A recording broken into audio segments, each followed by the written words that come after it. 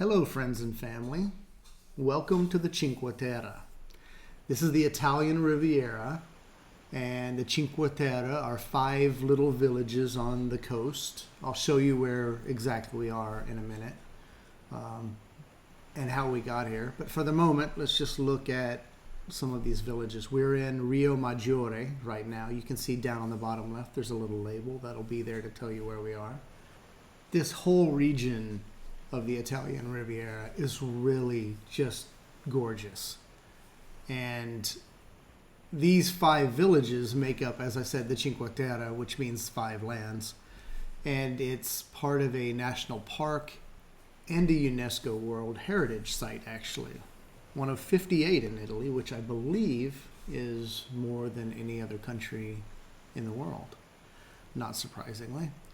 But this area is loved by Italians and by everybody who visits it because it's just beautiful. It's not terribly historically significant compared to the rest of Italy anyway, which is just chock full of history. But this area isn't really about the history or the culture or the art or like a lot of other places, which is, I think, why so many people enjoy it. You can just turn your brain off and enjoy beautiful scenery and countryside. You don't have to be thinking about a ton of other things.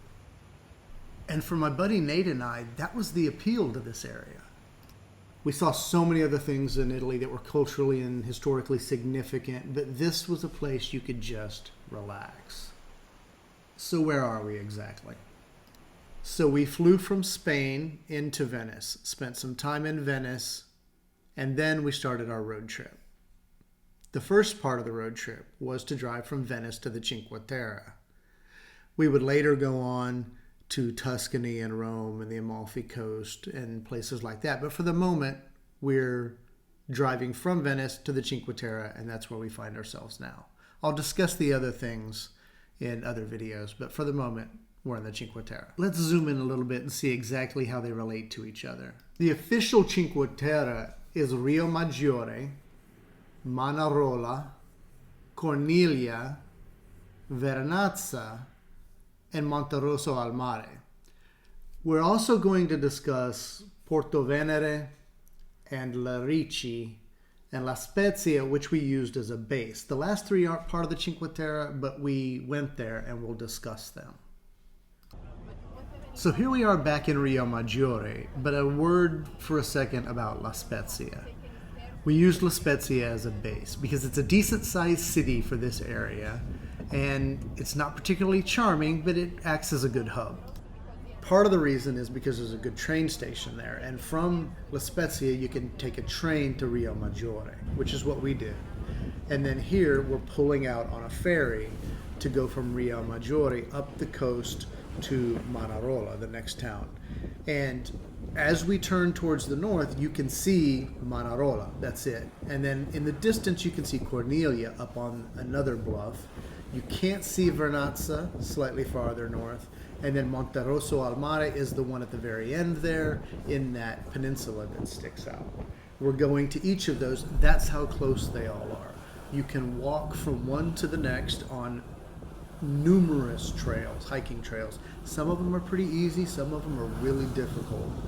This is a haven for hikers, but it's a beautiful coastline, and you can take the ferry, the train, or hike it. We took a combination of trains and ferries. We didn't hike from one to the next, partially because there were some landslides, which happens a lot here, which blocks some of the easier routes were blocked, and they do have landslides that knock them out of service. As we're approaching Manarola here, you can see the train off to the right. The train, the ferry, and roads are the only ways to get to these locations. The roads are not really an option for most people.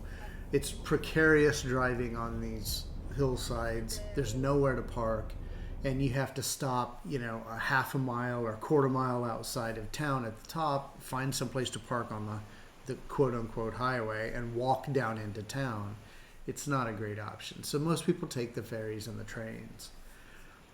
Here in Manarola, you see this little alcove. This is where people swim. It's also the outlet for where the stream comes down.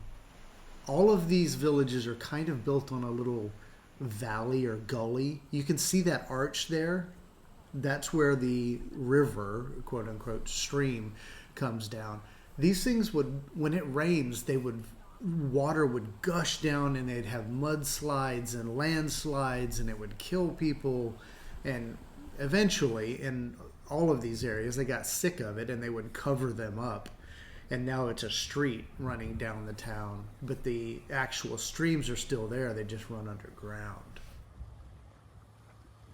Right here, you kind of see this awkward panning of the video. It's because I'm on a promontory, a peninsula sticking out from Manarola, and I'm walking along the edge trying to pan from Manarola up to the north where you can see Monterosso al Mare in the distance coming up here in a second, right there. And you see Cornelia up on that ridge sticking out. Cornelia is the only one of the towns that is not down on the sea and doesn't have a beach. It's 300 feet up on that cliff, and you can't access it really from the sea. There is a train station that pulls in, and you have to walk up like 330 steps to get up there, or they have a shuttle bus that runs every once in a while. But it's the least visited of the villages, and it's actually kind of the quietest and a nice place to hang out or stop. We didn't stop there on this trip. We went to Rio Maggiore, Manarola, Vernazza, and Monterosso, and skipped Cornelia because we were going via train and ferry and not car. If you were going through car, it's actually kind of the easiest to stop at because there is an actual road that runs through the town. Good luck finding a place to park, but there is actually a road that runs through there. None of the rest of these have roads that run through them except for Monterosso, which is the big one up at the northern end. And it's kind of an outlier because the other four are very small, and Monterosso is actually fairly large for one of these, and it has a real train station that connects to the inner city trains and things like that. And you could use it as a base to stay as well, but it's kind of the least charming, and there's a massive beach there. You'll see that later here in just a second. And you can see the ferry coming in. Look how packed it is with all the people. And these streets they're busy. We thought they were really busy until we went to Amalfi later. And then we were like, oh yeah, this is much busier. But there are a lot of people, but it's really not that bad compared to some of the other parts of Italy. But it was still a little overwhelming. Here you can see Cornelia again now, up on the cliff. It's really kind of a nice view of it there. We're approaching Vernazza here, and you can see a ferry going the other way and a tower up on the hill there. That was to defend from pirates. All of these cities had to defend themselves from pirates. Vernazza, prossima fermata, Vernazza. Vernazza is a really pretty town. And while we were there, our guide Veronica, who was just wonderful, took us to a place to eat a little bit up and outside of town.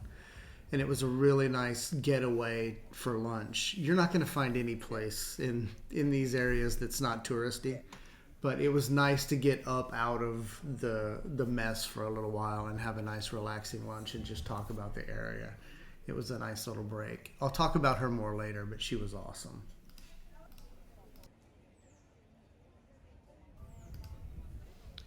You can see a ferry here unloading hordes of people. There were so many people. So many more than there were 30 years ago. That's obvious. But 30 years ago, this wasn't even a World Heritage Site, and it wasn't even a national park. I don't know why. That surely has brought a lot of the tourists, along with people like Rick Steves mentioning it, 30 years ago. It's changed the area a lot, but it's still pretty charming. And it still has that feel that originally drew all the people here. If you've ever seen the Disney Pixar movie Luca, and the animated thing. It was set in this area in a fictitious village. You know, they just made up a village, but I think that was the reason I liked it so much. It just had that vibe of this area, which is just so peaceful. And even though it's changed, it's still a treasure and a place to come and relax.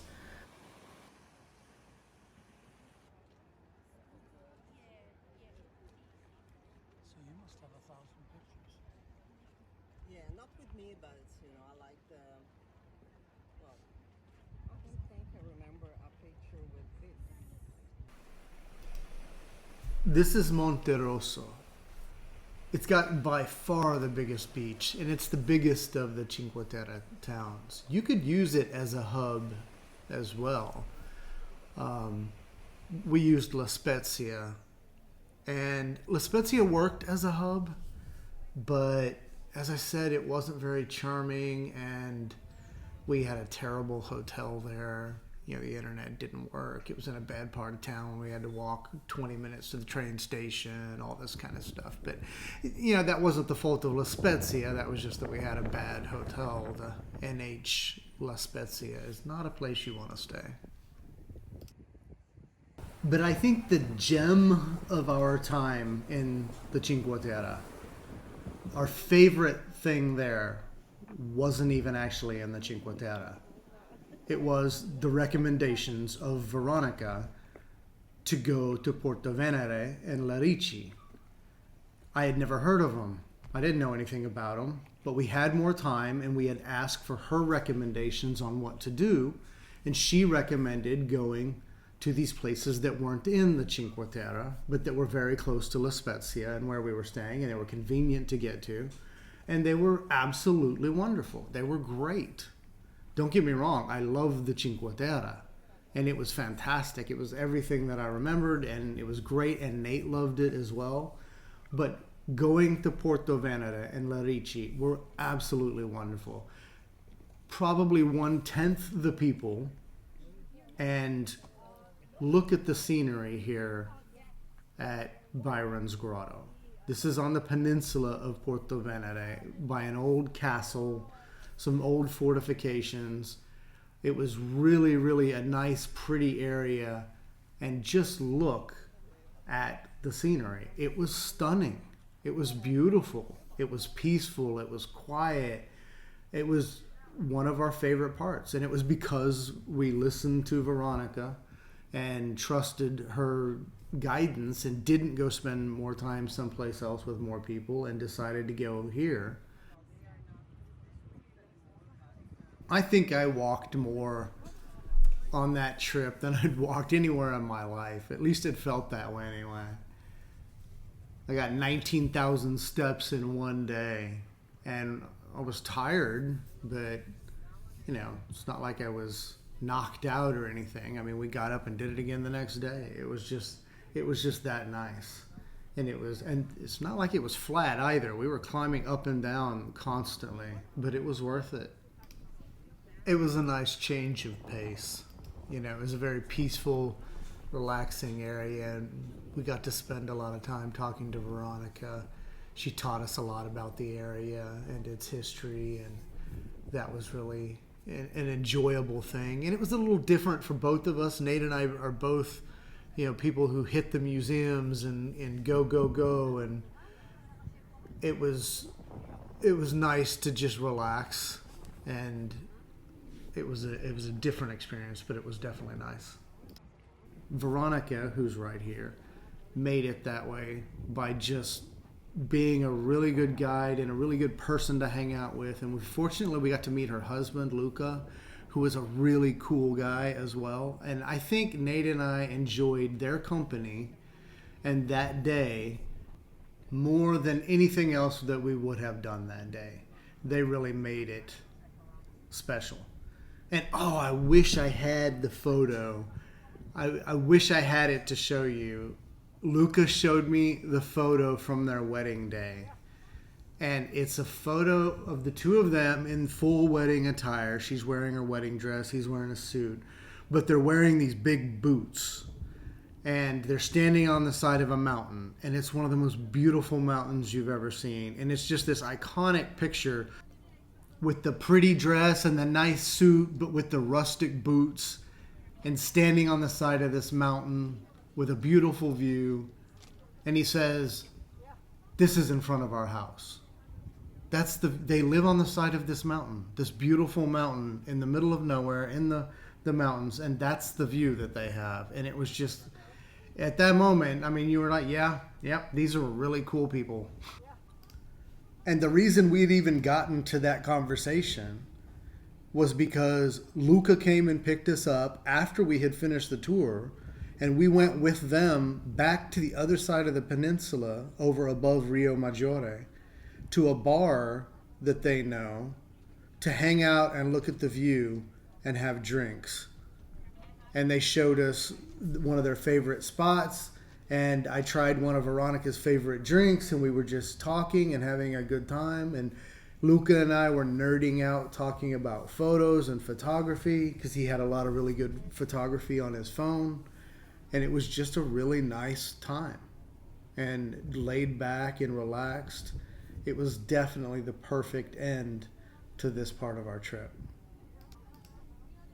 The whole segment was a really nice diversion for us, something different than what he and I both always end up doing when we go on trips. We're always looking to check off the monuments and check off the museums and see as much as we can. And I think maybe this taught us to slow down a little bit and enjoy the time, smell the roses, so to speak. It's nice to have peaceful little moments in a month-long hectic trip, you know, especially one where Nate gets arrested and I have warrants out for my arrest, you know. But those stories are going to have to wait for the next video.